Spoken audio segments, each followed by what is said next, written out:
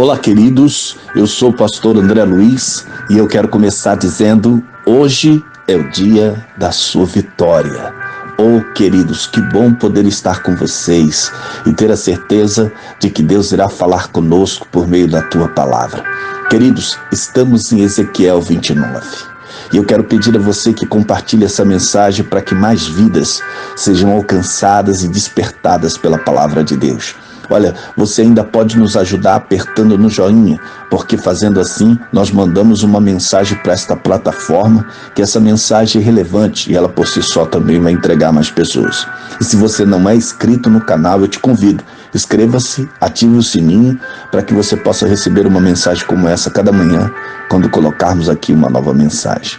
Vamos à leitura da palavra de Deus, hoje Ezequiel 29, do verso 1 ao verso de número 3, que nos diz assim: No 10º ano do 10º mês, no dia 12 do mês, veio a mim a palavra do Senhor, dizendo: Filho do homem, dirige o teu rosto contra Faraó, rei do Egito, e profetiza contra ele e contra todo o Egito. E fala e dize: Assim diz o Senhor Jeová: Eis-me contra ti, ó Faraó, rei do Egito, grande dragão, que pousas no meio dos rios, dos teus rios, e que dizes: o meu rio é meu, e eu o fiz para mim. Queridos, em Ezequiel 29, o Senhor Deus começa a julgar o Egito. Isto porque Israel depositou sua confiança no rei egípcio e esqueceu-se da aliança com o Senhor. Este é o último dos reinos mundiais contra os quais as profecias de Ezequiel são dirigidas e ocupa o maior espaço nelas, ou seja, os próximos 4 capítulos. Embora mais distante do que Tiro, exerceu uma influência ainda mais poderosa sobre Israel. É bom que se diga aqui, e é importante que se fale isso: Faraó é um nome comum de todos os reis do Egito, que significa sol ou, como outros dizem, um crocodilo. É importante que se diga isso aqui para que você possa entender o que vai se desenrolar dentro dessa revelação. E ele era adorado em partes do Egito.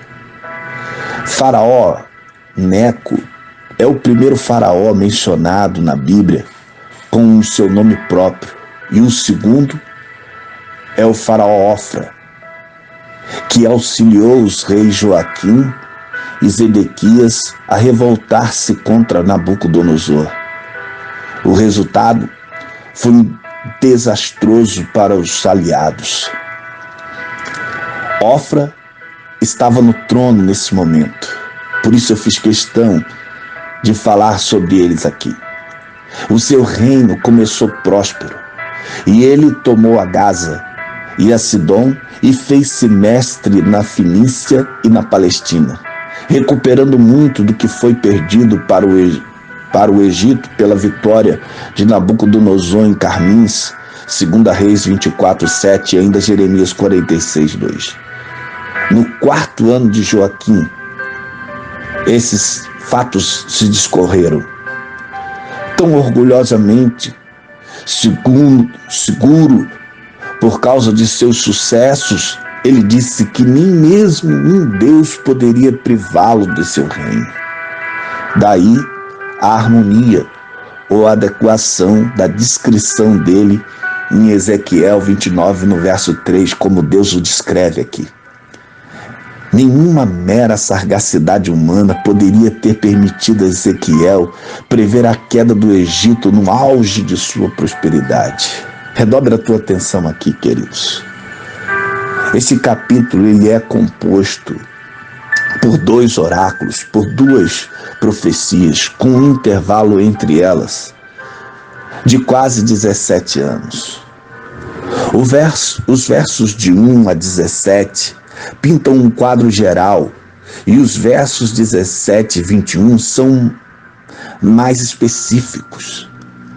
O cerco de Tiro por Nabucodonosor, como vimos no capítulo anterior, estendeu-se por um período longo demais, deixando o despojo muito pequeno para ele e para o seu exército. No entanto, o Egito constituiria uma recompensa compensatória mais do que adequada.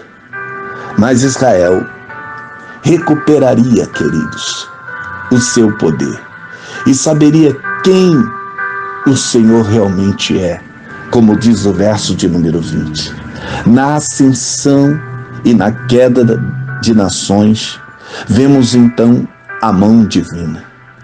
Os seus caminhos são misteriosos, mas eles não são arbitrários, queridos, ou impossíveis. No final, todos saberão quem é verdadeiramente o Senhor. Nós podemos perguntar, por que Deus dá tanta atenção ao Egito? Em todo o Antigo Testamento, o Egito é uma terra cheia de riqueza e poder atraentes. Uma imagem do mundo, queridos. Preste atenção nisso. O orgulho do Egito é uma razão para Deus dar esta mensagem. O Egito é um inimigo natural para Israel. Mas quando Israel cai na incredulidade e não confia mais em Deus, o Egito se mostra um aliado generoso, mas não confiável. Uma e outra vez o Egito promete ajudar com exércitos, mas acaba sendo promessas vazias. A mensagem é dirigida ao Egito, mas também é dirigida ao povo de Deus, queridos.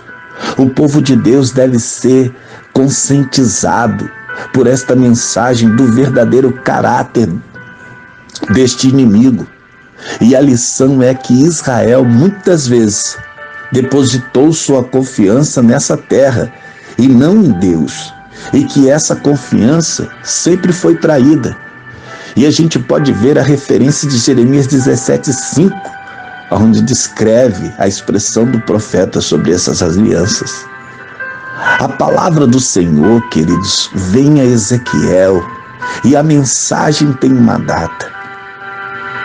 Pelo nosso calendário, a data é 29 de dezembro de 1588 a.C., mas há quem conteste ainda essas datas.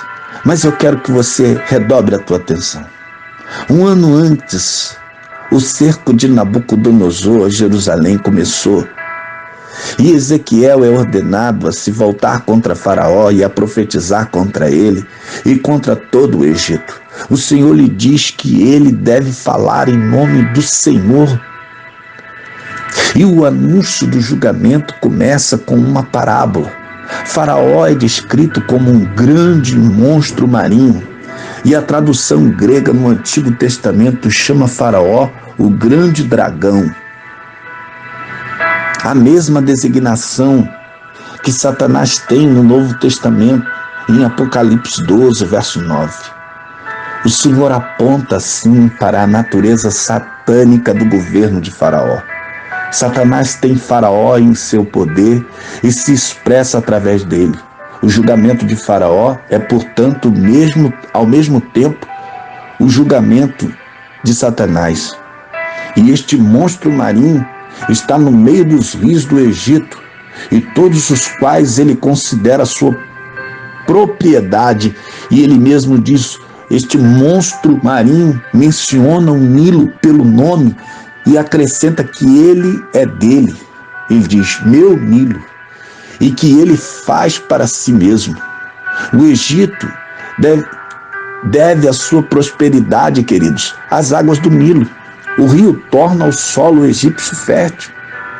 É um orgulho blasfemo da parte de Faraó afirmar que ele é o criador e o dono do Nilo. Faraó se vê como um Deus, como o criador da prosperidade e bem-estar para o seu povo. Deus não é levado em conta. Faraó pensa e fala como se ele próprio fosse Deus. E o Senhor deixa Faraó saber o que ele fará com ele e os habitantes do Egito, conforme o verso 4 de Ezequiel 29. Ele trará o monstro com o peixe. O peixe refere-se aos egípcios, para fora do rio, e o dará aos animais e aos pássaros por comida, conforme Ezequiel 29:5. A ocasião deste julgamento é o engano que os egípcios cometeram contra Israel, queridos. Versos de número 6 a 7. Israel fez aliança com eles contra a Babilônia, mas o Egito quebrou essa aliança. Foi demonstrado que o Egito não pode fornecer qualquer apoio, pois é apenas uma cana. E uma cana você não pode se apoiar. Se fizer isso, quebra. Queridos, Faraó Ofra foi destronado e estrangulado, e Amaziz foi posto como rei em seu lugar por Nabucodonosor. Observe que todas as nações sobre as quais o Senhor fez cair os seus juízos, o Egito foi a única que não recebeu um juízo definitivo. Por alguma razão, torna o Egito um reino humilde, e era o bastante. A prova maior é que hoje o Egito pendura como uma nação independente, mas sem destaque diante das demais, declarando, mesmo que sem intenção, que o Senhor é Deus e que a sua palavra é fiel e verdadeira. Aleluia! Glória a Deus, queridos. Eu quero encerrar essa reflexão falando sobre o sentimento que havia em Faraó e que também há nos nossos dias odiernos. O homem moderno, que acredita que tudo lhe pertence e que ele fez tudo para si mesmo, fala a mesma linguagem de Faraó.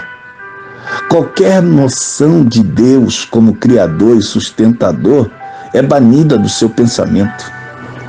Tudo na criação e tudo o que ele pensa que possui é visto tanto como prosperidade quanto como objeto de adoração para eles. O homem pensa que é livre para usar a criação, mas é essencialmente um escravo do materialismo.